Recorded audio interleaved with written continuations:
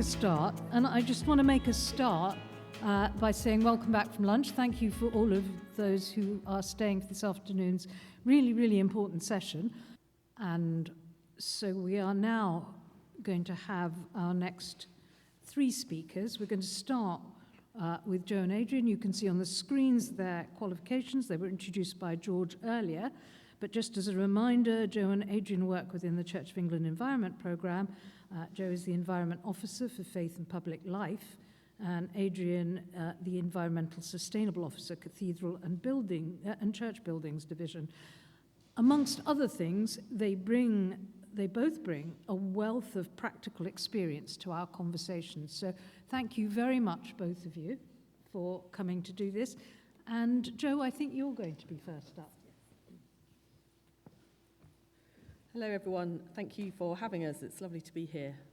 So Adrian and I are going to talk a bit about where we're up to in the C of E when it comes to being a climate resilient church. Adrian is going to be very practical and talk about where this fits with our net zero carbon work, and I'm going to talk a bit more about church in its community. But I have to say that this is more of a snapshot of what's happening rather than any coordinated national programme. So I'm looking forward to the call to action that might come out of this and might help to galvanise some of what we do. So, where are we? In one sense, the Church of England is everywhere. So the Church of England is just about holding on to a presence in every community, doing every week what Rupert talked about, building community, offering more than what the world offers. Now, at the moment, that's not particularly specifically related to climate resilience, but it is a community presence, week in, week out. And that's true for not just the Church of England, but all of the churches that are represented here. So wherever the impacts of climate change are likely to be felt, there should be a church there to be part of the response. And now this matters, because then any response or preparedness to adapt would come from within the community. It would be led by those who would feel the consequences of acting or not acting.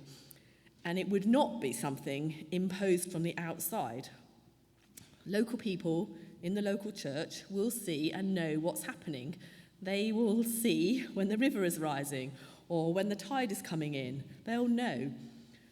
People in the church may even have suffered the consequences, even bishops. This is the Bishop of Dunwich's house in Suffolk after a storm in 2023. That's his front room, underwater. So, are churches acting within and as part of their local communities? Certainly, churches are responding when crisis hits. In February 2020, when heavy rain and snowmelt filled the River Aire and the rising river levels then hit an incoming huge high spring tide, the villages of Fish Lake and East Cowick were overwhelmed and most homes in the village had to be evacuated. But St Lawrence Priory, which is in this picture, stands on higher ground and so was safe from the waters. It opened its doors as a refuge and then became a drop-off point for donations. Even some people slept there for a couple of nights until they found somewhere safer to stay. Now, lots of our churches are built on higher ground. I think our ancestors knew a bit better than we do about this kind of preparedness. And so therefore, that makes them a good refuge. You may have seen images of Tewkesbury Abbey. Yeah, it's quite well known, often surrounded by floodwaters. This picture, I just found this one on the internet, but the floods came in 2023, and at the time, the vicar of the abbey, Reverend Canon Nick Davies, wanted to talk about a different response to the flooding. He said, Tewkesbury is a little bit fed up with being the poster child for flooding. Our floodplains, year in, year out, do what they're there to do. But what we actually need to do is get into the detail of climate change and how that's affecting our planet and our weather patterns and do something about it. So it's not just about responding to the flooding, but responding to the causes of the flooding and what's happening and why is this making a difference. So doing all that we can to cut our carbon emissions personally, in our churches, in our workplaces, nationally, globally, that is part of our response, and I would say it's an essential response to climate change. Sometimes when the impacts are seen close to home, that's a catalyst for action. So if a church floods, that might be the wake-up call to see that something is happening in the world and we need to do something about it. But it's not either or. There we go. It's not either we cut our emissions or we adapt to the consequences. We have to cut the carbon. In the jargon, we call that mitigation, and we've spent a lot of time talking about that. But with the best will in the world, and as Rupert very eruditely put it this morning, some of these changes are baked in. We will also have to make changes in response. So in the jargon, that's adaptation. It's not just one or the other, it's both of them. But this idea that some of these changes are baked in, that we're going to have to change, that can be a bit scary. We have to see and understand the bigger picture, but we have to act in the places where we actually have agency. So for many of us in the room, that's in our churches. And when we act, that can help deal with some of that scary feeling, the fear and the anxiety. And when we act in community with others, that helps deal with the fear and anxiety a bit more. And having a plan is not having a plan for something that hasn't happened. People will say, oh, you're jinxing it or you're bringing it upon yourself. But no, having a plan can actually help get rid of some of this anxious feelings and make you feel a lot better about things. So having a plan can bring some certainty where otherwise there was only doubt. So what does that plan look like for your church? Maybe when you know it's coming, the rains are coming, you gather up all the kneelers and the hymn books, and you know where to put them, high up. You shut the flood barriers, you turn off the electrics, and you're grateful that when they put the new heaters in, they put them in high enough up the wall to avoid the incoming water. Now that's a real plan from a church in Gloucestershire. Or maybe it's a plan that's more for your community. When the mercury hits 30 degrees or whatever temperature you decide, the volunteer rota kicks in, the church is open, and there's someone there from 8:30 a.m. to 6 p.m. with ice cream and cold water. It's all planned. Church is cool once more. So these plans all exist, and you can develop them in your churches. And if you want some inspiration, we've got a whole page on Climate Resilient Church on the Church of England website with specific examples from churches around the country. And some of our churches are also engaging more directly with dealing with the eco-anxiety and eco-grief. And they're building communities. Often they meet outdoors, or they might be involved in growing. And these communities of worshipping communities are focused on creation care. That's the core of their being, and face head-on the fear and anxiety that we face when we look at what's happening to the world. So that's another response that churches are making, these outdoor churches or growing garden churches. But as I said at the beginning, this is more of examples of what's happening rather than a national strategy, and I'd love to see more of that. So thinking about all of this, we do have to look at the bigger picture. Churches are great at responding to emergencies. We see the need, and our response is to reach out and do something. That's part of the identity of churches, I think. And you can just look around and see how many food banks are being run by churches, where people have seen the need and they've responded and they've done something. So that's like the flooding in Snaith and Cowick. The church responded. They saw the need and they responded. What churches are less good at, and what we're being called to do, is plan ahead for something that hasn't happened yet, for what's coming. If it's happened once, it might be a catalyst for planning it and make sure it doesn't happen again. So that's a good step in the right direction, but we need to be better at anticipating the changes that may come in our communities and planning for those, and recognising that a bit of planning and certainty is a great help to members of our congregations and communities who are worried about what the future holds. So that's up to a certain level, but one thing I think we haven't got our head around at all is looking at the bigger picture when it comes to adaptation. Some communities might need better protection from floods or rising tides. Can the church be a convener for that conversation? And then there are changes that we need at a societal level. We need to adapt our food systems. We need to rethink where we build our homes, manage our rivers differently, plant trees to hold back the runoff. There's a whole manner of ways that we need to adapt. What role should the church play in these conversations? Often in a community, the church space is the only space left where people can meet and have these conversations, so maybe we can get involved there. At the moment, those bigger picture things about community action, societal adaptation, those are questions that I don't have answers to about where the church should be in that conversation, but I think that's what this afternoon is all about, so just leave them with you. So now I've left us with a load of questions. I'm going to ask Adrian to bring us back down to earth, a bit more practical. Thank you,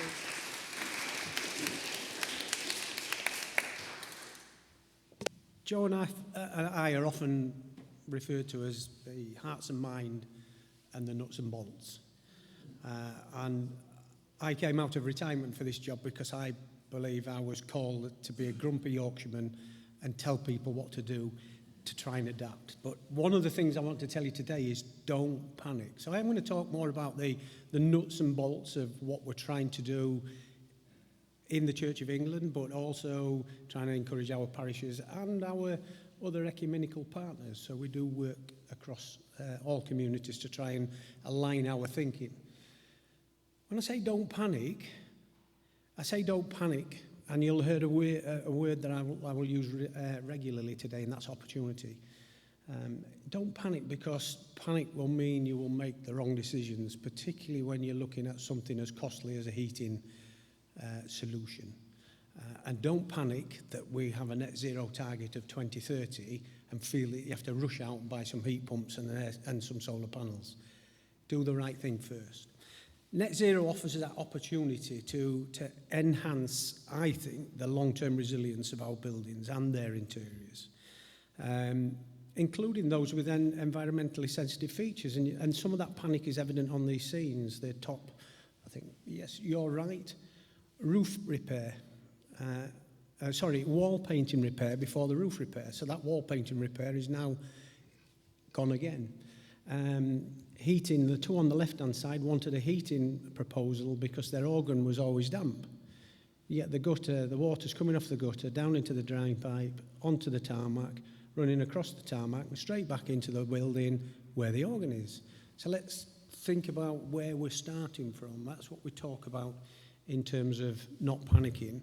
And sadly, I haven't got the time to go into any technical detail today, maybe for another occasion if you want to invite me back, if you find I've been interesting enough. We can talk about how you might be able to achieve that, but that's not what today is about. But what I would like to do is consider where your journey is. You don't need to rush, so understand where you're starting from. There's no point in jumping on a train to London if you don't know which train to get on or what platform to get on. So understand where you're starting from in terms of your journeys, your individual journeys, whether that be at home, your church, or your church home. And start with care and thoughtful adaptation. Again, I've used that word, not panic.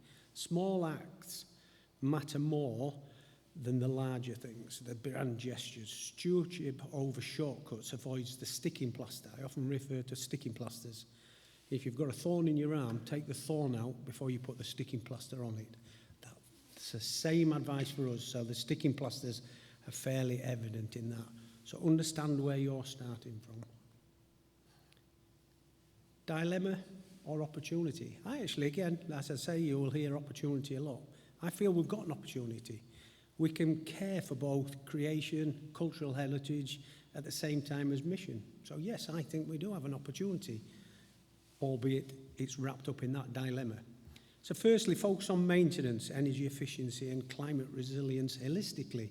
In fact, that was one word I took from Rupert's speech earlier. I thought, holistic, yes.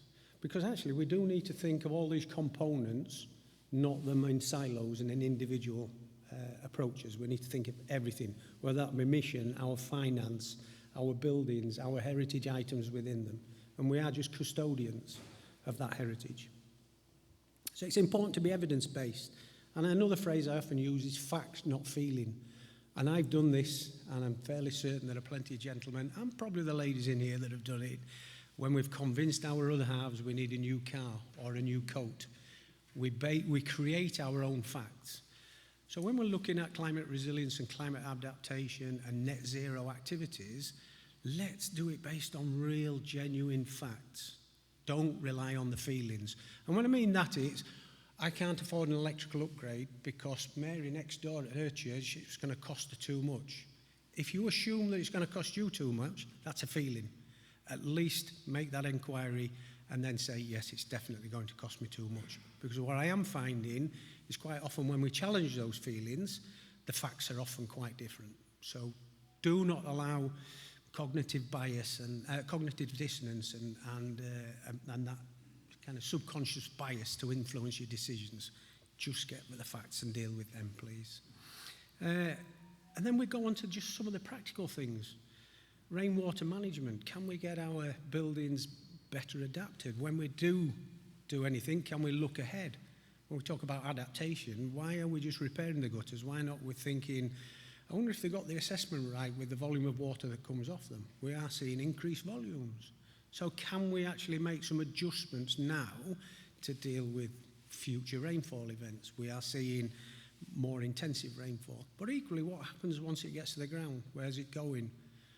And interestingly, I had a conversation this week where they're now starting to rethink, not just let's get this water away, but can we use it? We've got very clay soils in some areas, and we've got one church that's seen a lot of heave and subsidence because that clay's been drying out. Why can't we wet that clay when we've got the heavier downpours? And we have, despite all the weather and rain we've had this week and the flooding that was evident even today coming down here on the train, we still have parts of this country that are in drought condition. So we do not have to assume that just because we're wet, that somebody else isn't. So we need to maybe rethink how we deal with some of the problems. Roofing and stonework, our churches have been here for hundreds of years in some cases, but often into the thousands, or certainly, 1,000, 1,200 and plus. They never had heating in them. They were just well maintained, perhaps better at times, not at others. So again, go back to basics. Let's just think about what we're doing, again, rather than maladaptation. And who's to say that the heating that went in 150 years ago was right for this building? It may even exacerbate some of the problems that you're already facing. So go back to that starting point and understand where you're coming from. And flood preparedness. Joe's kind of mentioned it earlier. Have you lifted your sockets up? Is it an area that floods regularly? Interestingly, I grew up not too far from Fish Lake that Joe mentioned. We used to fish there because, believe it or not, there were lots of lakes. So to some extent, we almost expected that area to be wet and get wet. So let's learn from our environment and learn from our ancestors. Simple things. And don't forget that drought. As I say, we also need to think about how can we just get better at harnessing what is already being provided for us. Rainwater butts. Will that mean that you can then water the church gardens?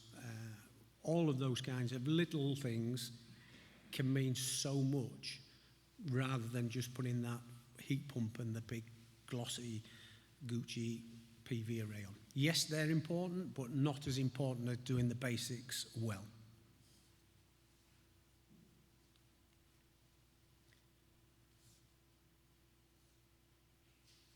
Lightning protection as well. We're seeing more lightning. And I've seen the first-hand impact of that lightning damage. So when we're doing any adaptations to electrical equipment, can we put surge protection in? Seasonal use of adjustment. Can we rethink what we do? If we're trying to heat a church, which is not only financially costly, but also carbon costly, can we move something that happens tomorrow to today so we only heat the church once? So just again, thinking about those common sense adaptations. Significance of our surroundings and the heritage is a key consideration when we're looking at making these changes and planning. And significance is a very difficult and complex topic. And it refers to the cultural and architectural and spiritual, but also the communal value of a building. So this includes continuity and the role that Joe has highlighted here of the churches in Fishlake and Tewkesbury Abbey. I would argue that that's maybe underlining the significance of those buildings and creating new evidence around that history and cultural value of our buildings and those particular buildings. Yes, we'll need to minimise harm to those buildings in those adaptations, but we can still do it appropriately, and we've got to think of that proportionality around that. Can we avoid irreversible change? The Victorians weren't very good at that. I think we've got some great examples of irreversible change, but we're now being asked to consider what we do and how we do it to match the sensitivity of our buildings. So can we screw into cement mortars rather than into the solid stonework? Just again, very simple things. When we put the CV on, can it be taken off? Can we reinstate that building as to how it was, if it has that heritage significance and that heritage value? Heat and warmth are also, I would argue, missionally important. We can't effectively provide comfort within the church, whether that be on a Sunday morning or post any kind of flooding event. So we also need to think about that as part of one of the drivers for what we're doing, and do it. I think we can be the glue. The glue is net zero and our net zero challenge and our carbon reduction to all these others, whether that be faith and mission, heritage protection. So I do believe, again, go back to that word of opportunity. There's an opportunity here to use our activities as a bit of a glue for all those points. So I often talk about reframing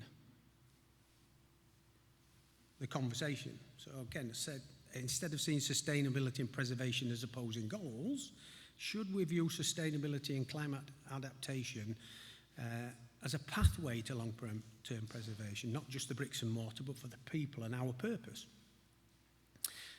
Yes, rainwater harvesting may reduce pressure on drainage and water supplies, provide water for church and planting and biodiversity projects, but it's arguably, I think, symbolic. It connects us to baptism and renewable and sustainability, and is establishing different management regimes, as is establishing different management regimes. If you think about creating of the wildflower areas, which supports pollinators, that action is visible. So it's a witness to hope and faith, to hope and faith in action. So life is emerging in unexpected areas. And I was at a conference a few weeks ago down in Shropshire where the local communities got together, and actually the rare plants that they're now seeing in churchyards through changing the way they manage some of those areas is absolutely phenomenal. And we're seeing that we have, through Churches Count on Nature, some very interesting facts coming out of it. 2 churches that have dormice, which are a particularly rare species. One that I particularly like was apparently churches here are a really good home for Yorkshire fog, which apparently is a grass. But so I learned something new there. But we are becoming a haven for rare species because of the surrounding kind of loss of the habitat and the over and mismanagement of land around our churchyards. So there is opportunity there.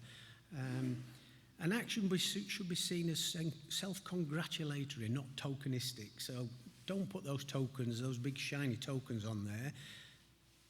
Not first anyway. Put them on at some point, but it's about participating in rule, not just ticking an eco box. And we benefit, and who benefits more than us? Well, it's everybody beyond, because we're demonstrating what we can do. So we're trying this through our own. So I'm going to leave you with my final kind of message, which is faith may not be flashy, but neither is a well-maintained gutter. And both help us to weather the storm of climate change. Thank you.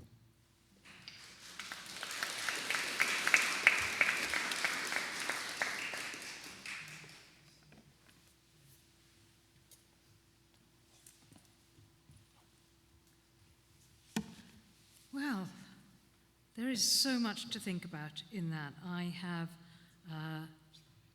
taken a few pointers myself. Work out what you can do. Care matters. Small acts count. Rethink the possible. Act on facts and evidence. So I think maybe we could just have a warmer round of applause to thank both Joe and Adrian.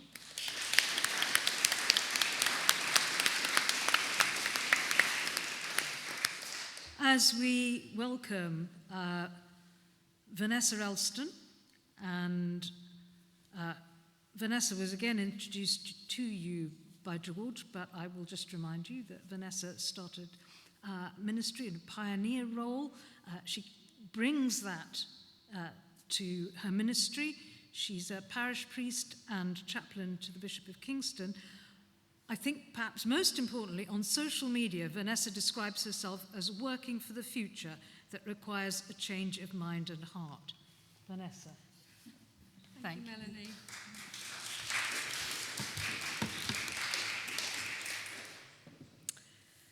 So, I'm going to offer a few reflections, and I said to Melanie, I will make my notes available to you. So, if that's helpful, you can access them.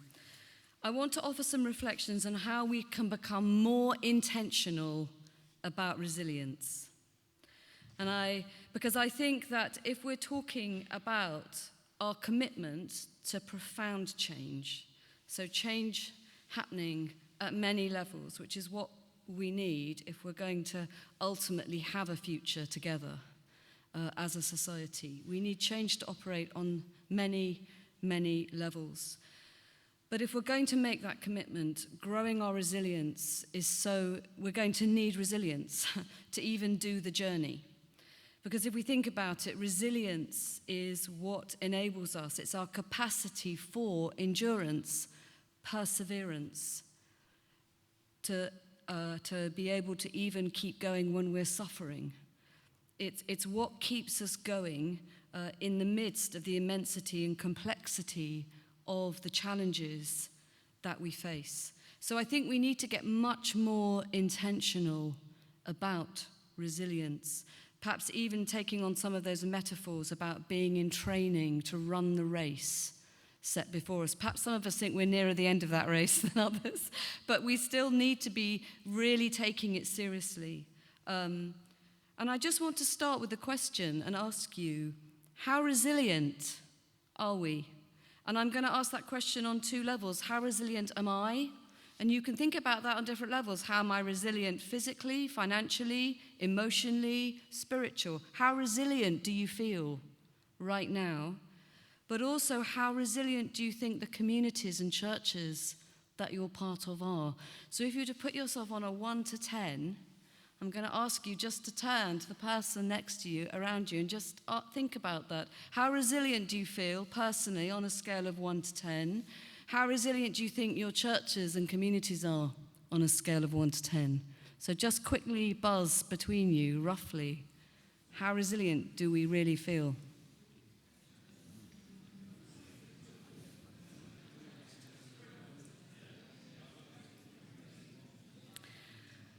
So, in terms of our personal resilience,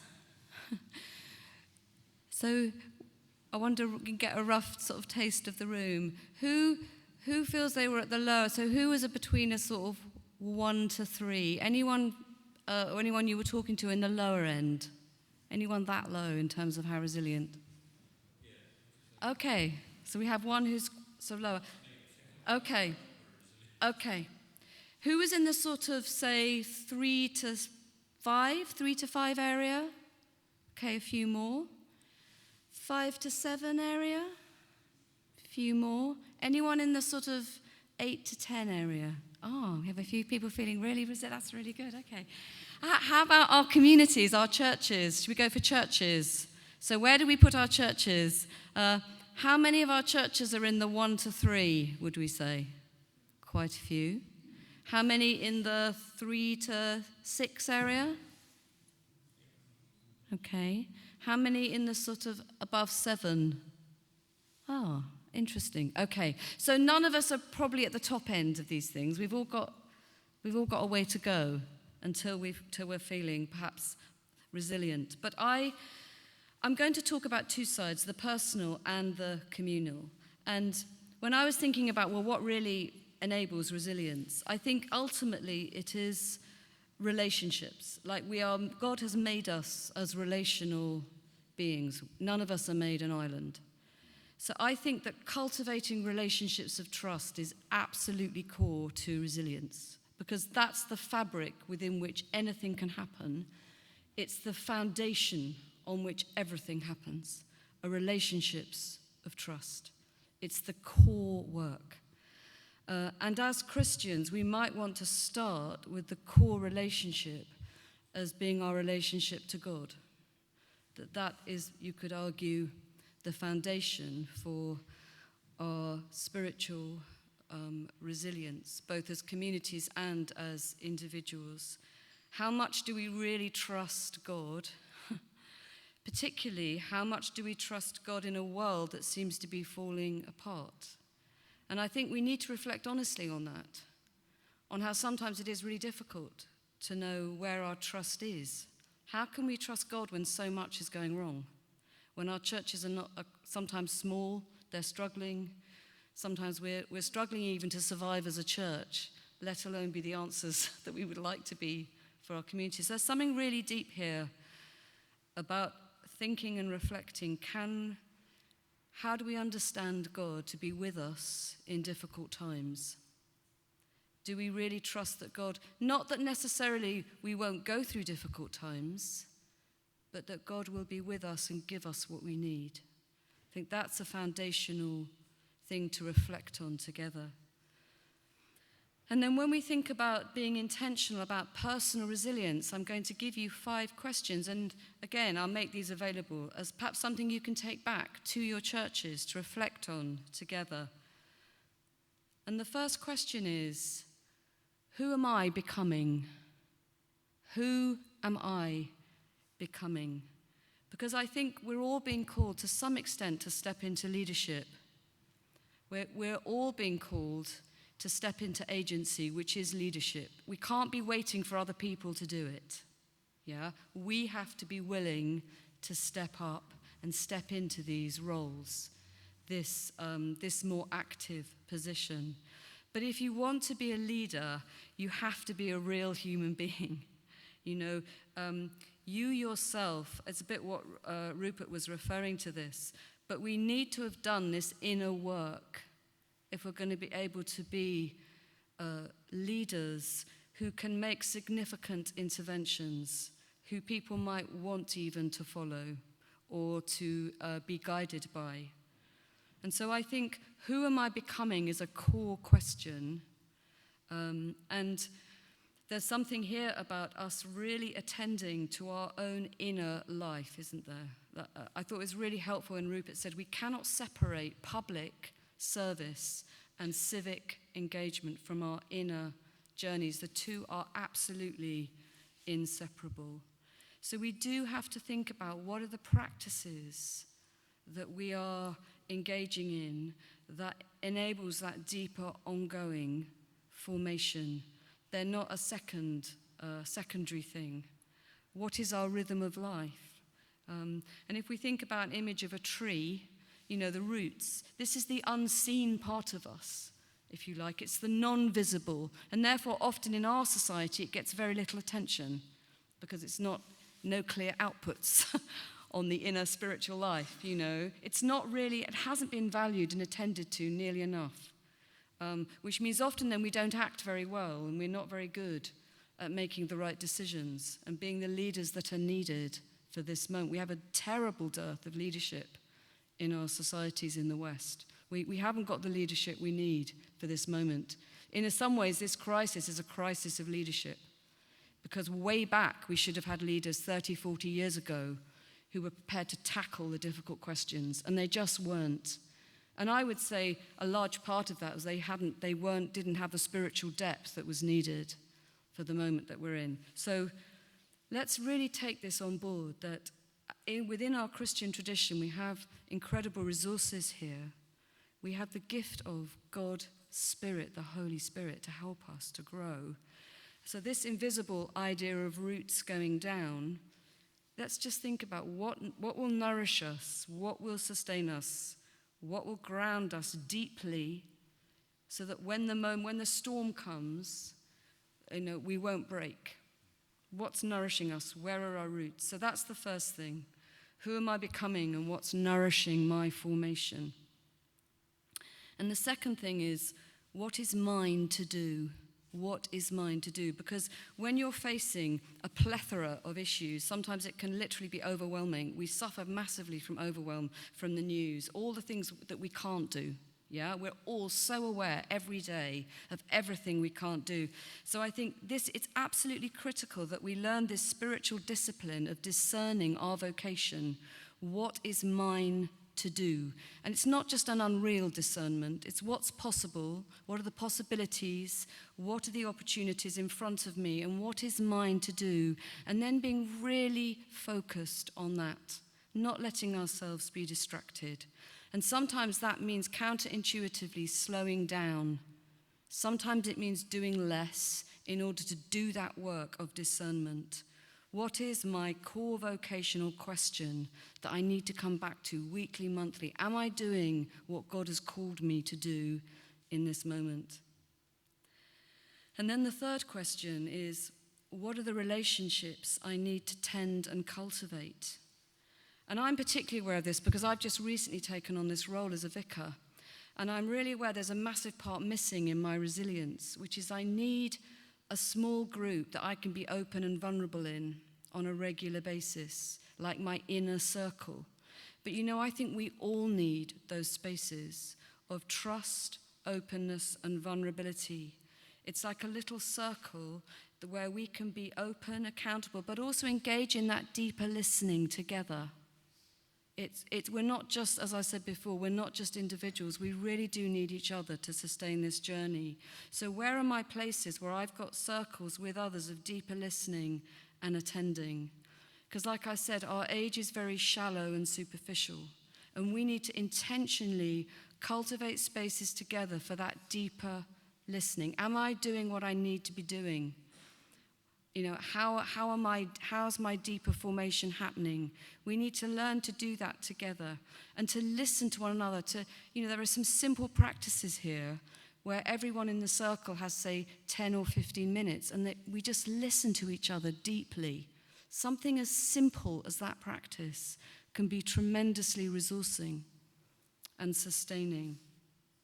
And beyond that, there'll be smaller circles and there'll be wider circles. So where am I meant to be plugged into different networks? Where do I need to prune back?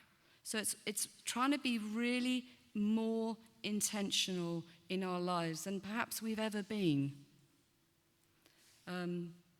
Fourth question. What enables my ongoing deeper learning to happen?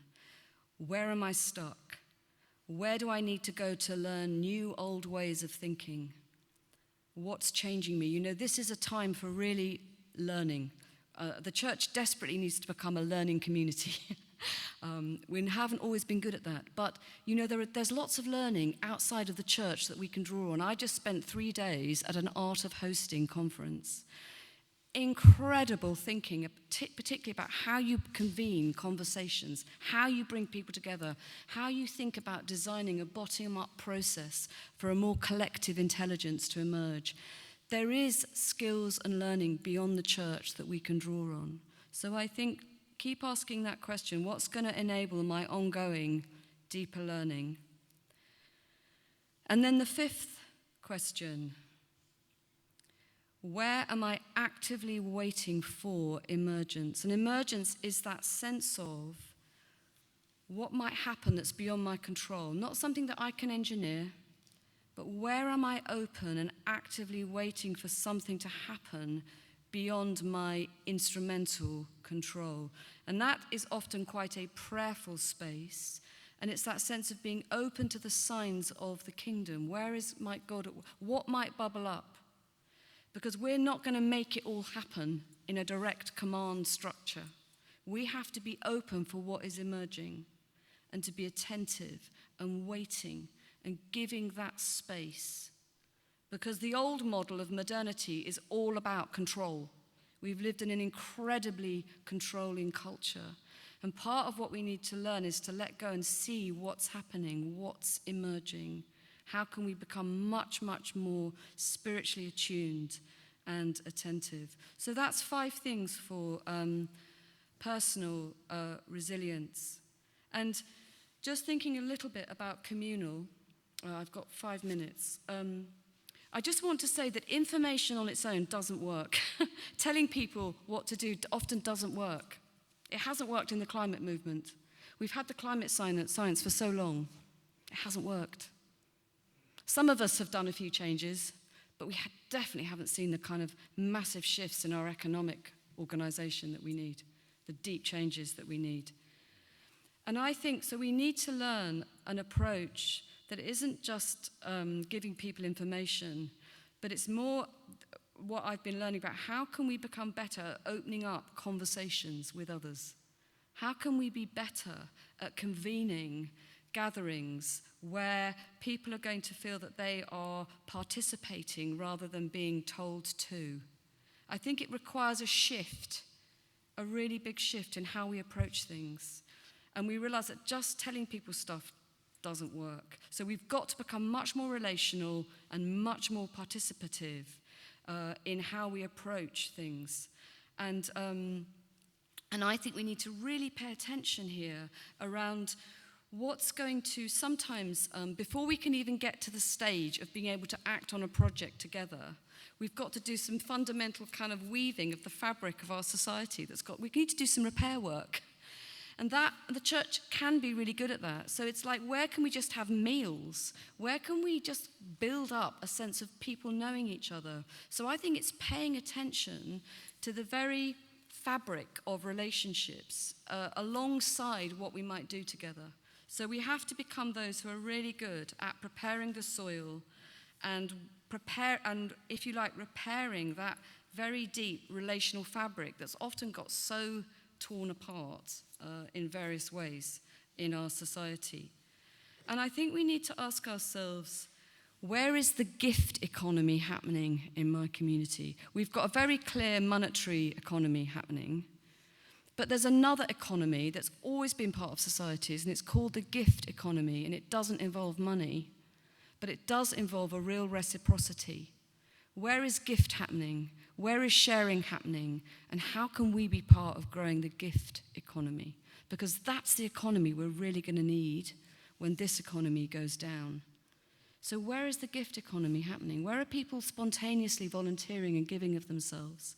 And how can we help to be part of that and to grow that? Because the gift economy is still happening. It is still out there. And our society would fall apart.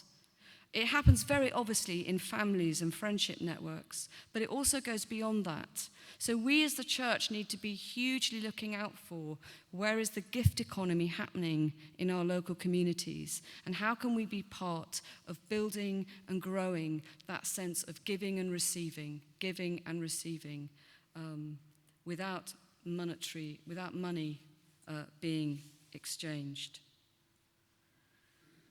So just to finish, perhaps we could just take a moment just to close our eyes and just think of yourself as a tree. You are now a tree. Think about your roots, that invisible part of your life. What's nourishing and feeding you? Your heart, your spirit. Where are roots of trust able to go down?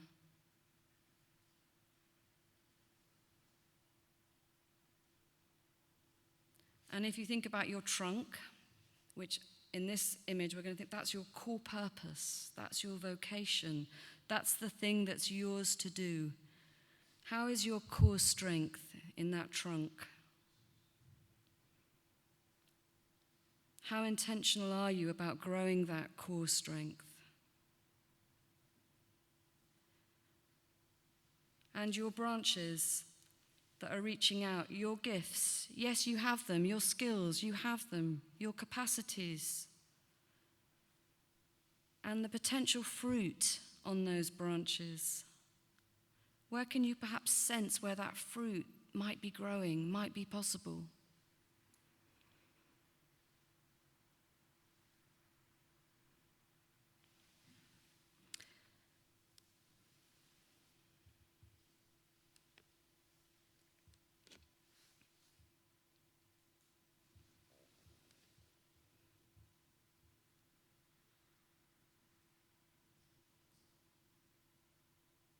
Amen.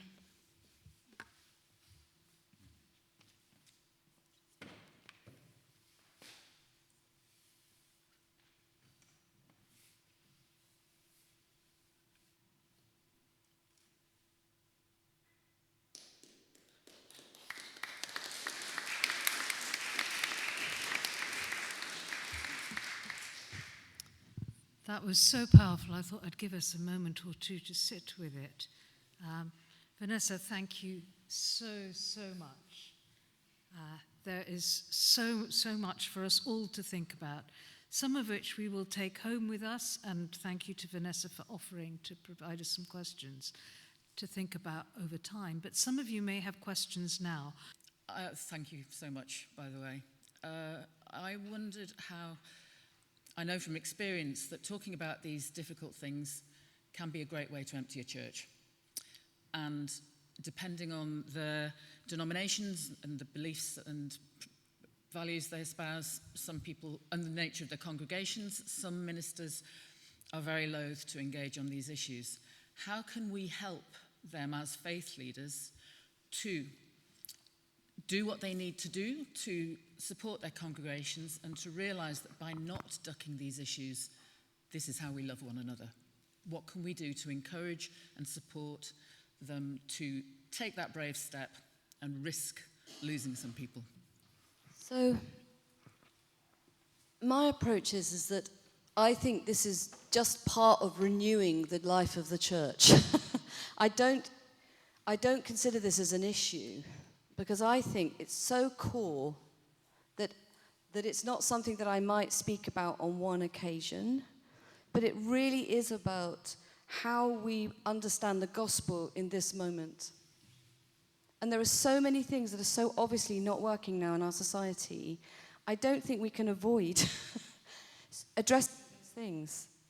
The things that we can obviously see, of which climate breakdown is one of them. So the fact that the cost of living, the fact that we've now got war in Europe, the fact that we've got this unknown threat, the risks we're taking with AI. How can we as ministers just not be speaking into these things? I don't quite understand how you can be a minister and not talk about the times you're in. It doesn't mean dooming every Sunday, but it really is calling people to step into the life that Christ has opened up for us. And it's in a way saying there's even more reason to do it. So that's just my approach. I don't think it is a separate thing.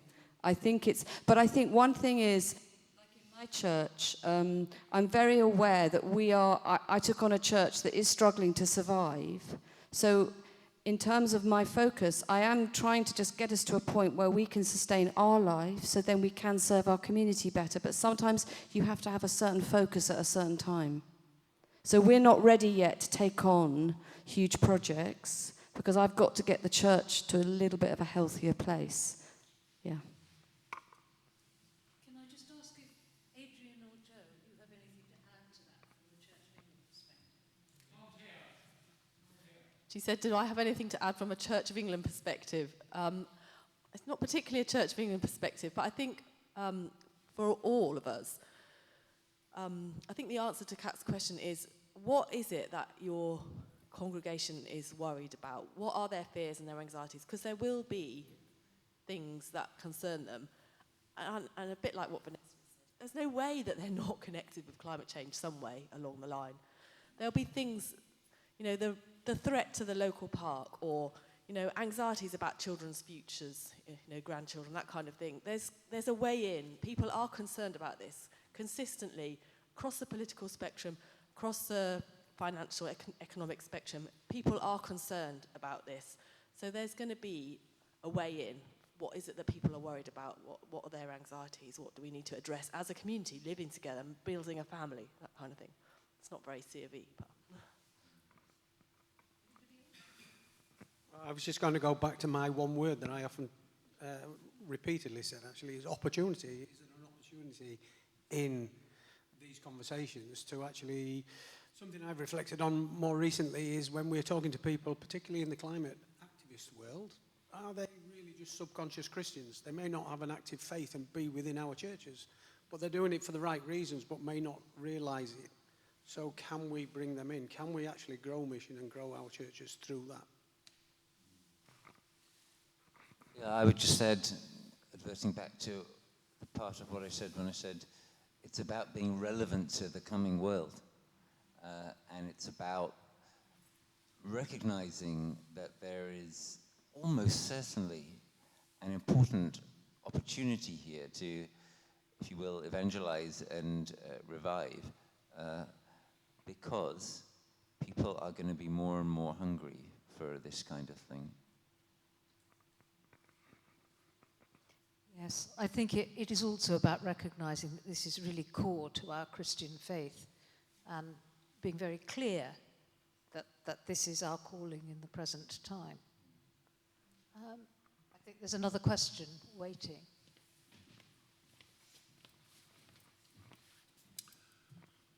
Thank you. I'd like to ask a question about how do we work with others? Because the focus today has been quite rightly on resilience. It's about issues that are going to affect our community, but there are others in our community who are equally, if not differently, interested in this. If I can give an illustration of the use of language, this word resilience has resounded today.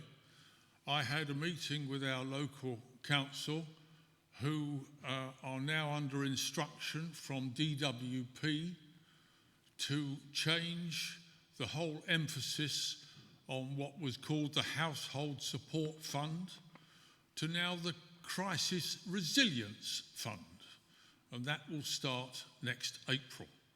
They're using resilience in a totally different way to the way that we have been using it today. How can we actually encourage dialogue and partnership in these situations? In this parish where you are sitting today, there are 5 mosques, and they are equally concerned about issues of resilience. So it's not just our problem in churches. How do we actually coordinate and get the language meaning the same thing? Thank you. We touched upon this a little bit, Rupert, but I think this might give you a chance to expand some more upon that. Well, I'd like to start by saying I'm not sure that this phrase, crisis resilience, I'm not sure it's totally different. Let's remember that some of us have been suggesting that there are ways in which these questions join up. So the question of cost of living, which is going to be relevant to a lot of these households, right? The cost of living crisis is really a combination of a geopolitical crisis and an inequality crisis and a climate crisis. When you look at cost of living and you try to take it out of the context of, for example, whether or not people have adequate insulation in their houses, well, you really can't, right? Adequate insulation in houses is an absolute kind of win-win-win.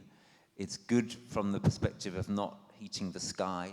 It's good from the perspective of not wasting energy. It's good from the perspective of climate mitigation. It's good from the perspective of climate adaptation. And it's good from the perspective of cost of living. It's good. It's a win-win-win-win-win. That's the kind of thing that everyone ought to be interested in, but certainly anyone who's interested in winning, if you will, should be interested in. So I guess in terms of the place I would start is by saying, let's see if we can actually find ways of taking some of the ways that the term resilience is already being used and moving it further in the kind of direction that we've been trying to talk about here. So Vanessa, have you got any experience in your parish role about how you build this sort of community, or ways that you might be thinking of doing? So in my local community, which is in Southfield, so it's just in the Wimbledon area, so quite affluent, But I was quite surprised when I went. There are lots of little groups doing different things. There's a local recycling group who've made hard-to-recycle items. So they've got themselves organised to make it easier. Then there's a little Green the Grid. They're trying to encourage people to think about their front gardens and not pave them. We've got a Save Wimbledon Park, a massive campaign, which is around what the ALTEC, the All England Lawn Tennis Association, wants to do. So we've got various... It's surprising how much is going on. So one of my thinkings is I did a pilgrimage this year, and we walked through the whole of the Diocese of Southwark, and we stopped overnight at churches along the way. It was a very small group of us with Bishop Martin, who is the Bishop of Kingston. There's a little core group of us, but people joined us for the day, and we decided we'd walk up through, and it was part of the Green Week. It took place during, and we used our stopping points as an excuse to try and gather the local, not just the church community, but the local, anyone involved in any kind of green, climate, nature. And we gathered together and people shared. We talked about why we were doing the walk and the role that pilgrimage plays and how we understand its relevance at this moment. And then all the local groups shared what they were doing. So it was a really wonderful opportunity to gather and to understand what was happening. But I guess the question I'm sitting on now is, what's the next step? And actually at that meeting, someone had done a research project on local groups. So then we reconvened so he could share. And I guess what I'm sitting with, and I think this is what we need. We need to really think about what is the thing that might draw us together, where the sum of the, being together is better than just doing our own individual things. Where is the potential for us to come together? And one of our roles, I think, can be to think about calling groups together, convening, and opening up a conversation to explore, is there something here that we can combine in? So I think that's something as churches that we can all really think about. Map your local area. If you don't know what's going on, find out what's going on and just think about in what way can we serve, enhance, and encourage and nourish what's there so it can be even more.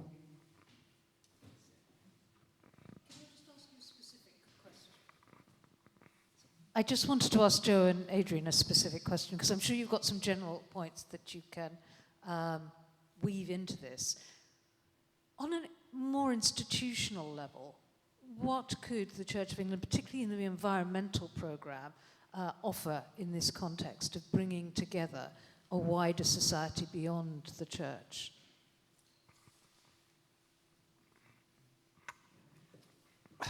Well, first of all, I was going to just talk about the opportunity, but in relation to the question itself, I often reflected on one thing that cropped up with me was perspectives, and actually I lost count of how many times, Rupert, you mentioned perspective, because where we see the activity that's going on both inside and outside of the church, it's often done but looked at through a different lens. But if we step back and can see the commonality between those, then we can reach out. And I was lucky enough to go to Isle of Man earlier this year to help with our wider work, environmental work, to support the island there.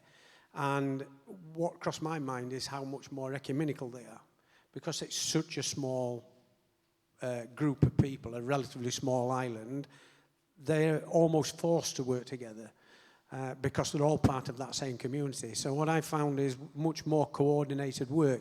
So perhaps if we just step back a little bit and don't think of ourselves in isolation, look at other people's perspectives, then maybe we'll see the commonality and those threads that we can then pull on to pull ourselves together, because it brings me back to what I often say is that opportunity.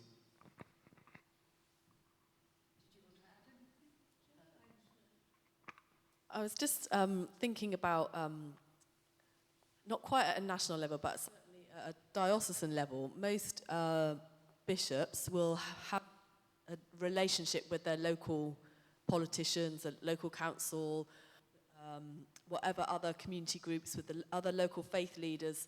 So those relationships are held at that level, with bishops and councils and other senior faith leaders, and schools probably, the police, and all these people. If there's a civic service, they'll all turn out, the mayor will be there.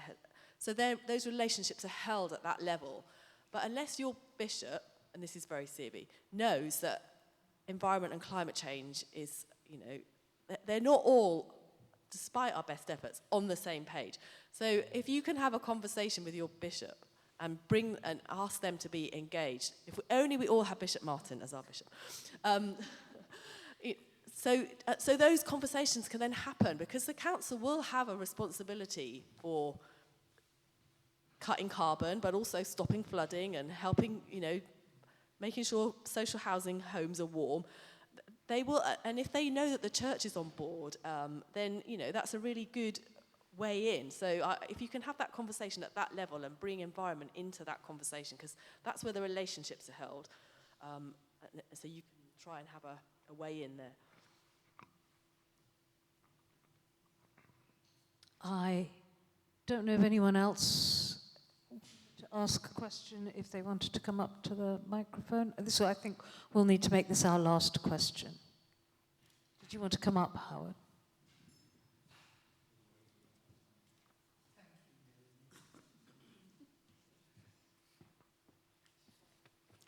New Age spirituality describes the age we live in as the age of Aquarius. And Rupert, you used the phrase that we live in the age of adaptation. From a Christian perspective, can you unpack that for us, please? Oh, a big question to finish off with. Yeah. Look, I'll start from a climate perspective rather than a Christian perspective. As adverted to in Joe's talk, in terms of climate, technically what people talk about is mitigation or decarbonisation on the one hand, and adaptation on the other. And adaptation is about responsiveness to impacts. It's about our vulnerability and what we do about that. Now, when we turn that into a question for Christians, obviously I try to speak to that in my talk. I think that's got various dimensions. It's got this dimension of thinking of churches as potential community resilience hubs or lifehouses. And part of that is also this broader thing of we need to think about what Christianity can offer in relation to what one might call inner adaptation, right? So too often adaptation is taken to be a matter of physical engineering, or even if we go beyond that, it's taken to be a matter of how we redesign social and political institutions. But part of what I was trying to say in my talk, and that Melanie and I then continue to talk about, is that we really must recognize the inner dimension of this as well. And that's where clearly Christianity has or could have or should have something to offer, in terms of the way that I pursue this myself. The spiritual adaptation teaching that I lead has inputs from various traditions, including Buddhism and including Quakerism, which of course is itself an offshoot of Christianity. So yeah, I think that palpably there is a task here for Christians to be part of the age of adaptation, of doing it right in terms of the inner dimension, the spiritual dimension, and the broader community dimension. I think we've reached a point where I'm afraid the questions and the answers are going to have to stop, although we're going to ask you all to come back for our plenary session when we've heard what everyone else is thinking about. So thank you all very much for your contributions to this.